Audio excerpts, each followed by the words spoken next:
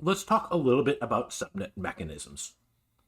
The subnet mechanism is the goal of the subnet. The subnet owner has created a challenge.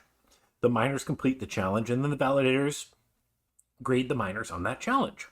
But what if a subnet has more than one mechanism? Many subnets have had multiple mechanisms in the past, and it's been up to the subnet owner to divide up the emissions between all of the different things happening inside the subnet.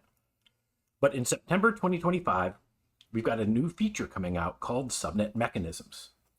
Those of you who've been involved in the chain for a while may have heard of a term called subsubnets. We don't have subsubnets, we have subnet mechanisms.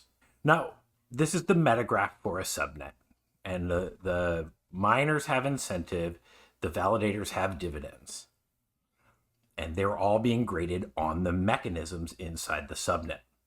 Well, now we can divide up the mechanisms on the chain into multiple mechanisms that then get divided into multiple metagraphs. Well, let's take a step back and let's figure out what this all means. Think about a subnet like video. They have a video upscaler, a video compressor, and video streaming. Up until today, that would all have to be done in one subnet mechanism, and then all of the miners compete on those and are graded based on how well they do on those different mechanisms. Another way you might have mechanisms split up is a subnet might have an open source version where they're doing research, and then have a closed source commercial version, and they can have different miners working on those two different mechanisms. You might also have a subnet that's moving away from a legacy project to a new hot project that they're excited about. And so they can split the mechanism, have miners working on both of them, and eventually wean off the legacy and come back to the new hotness, assuming that it all works right. So let's talk about V1 of subnet mechanisms that is launching at the end of September. First off, the maximum count at launch will be 2 subnet mechanisms. We'll eventually hit 8. But right now, as we're testing it out, we're going to start off at 2. All of the miner and validator UIDs are going to be in common with the different subnet mechanisms. So what does that mean? Let's walk through that. Let's say we have 256 UIDs and we have 2 mechanisms. Any one of the miners can perform actions on one of the mechanisms or both of the mechanisms.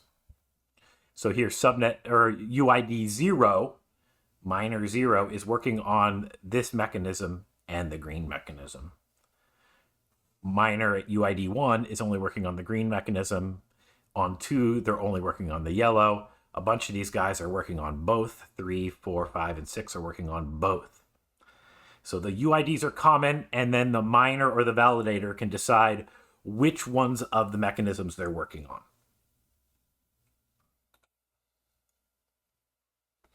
The owner can decide the split between the different mechanisms.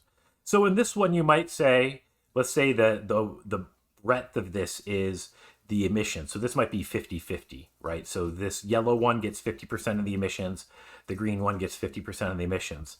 But they might do something like this, where it's like 75% goes to yellow and 25% goes to green.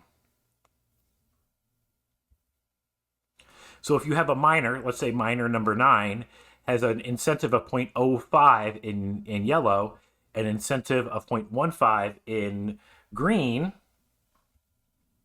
their overall incentive is it's weighted 75% of this score, 25% of this score, you get 0.075.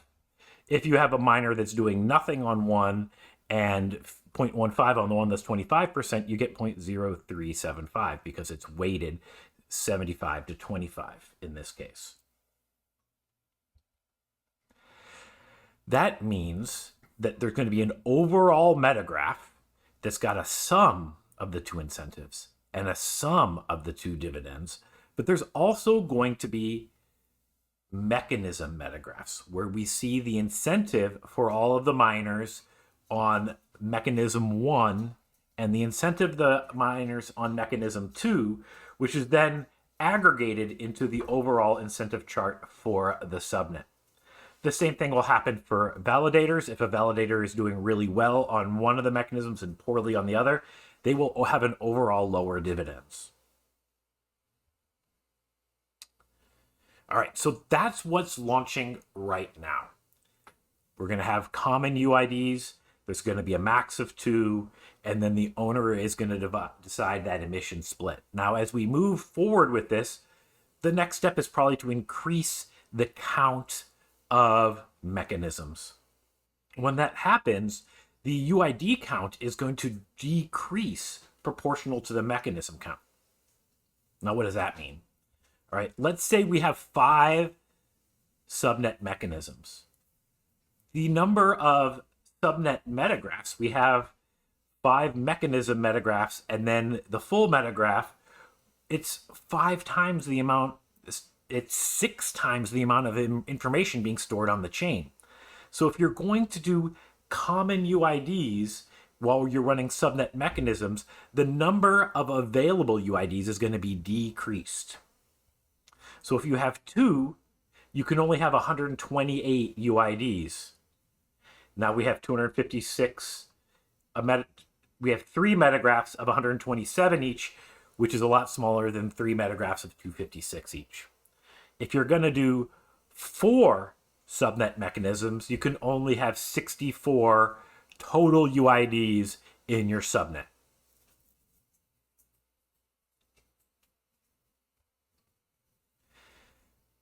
Looking ahead, there are already plans out there for a version 2.0 of subnet mechanisms, and this allows for a different way of divvying up the UIDs, where you've batched the UIDs.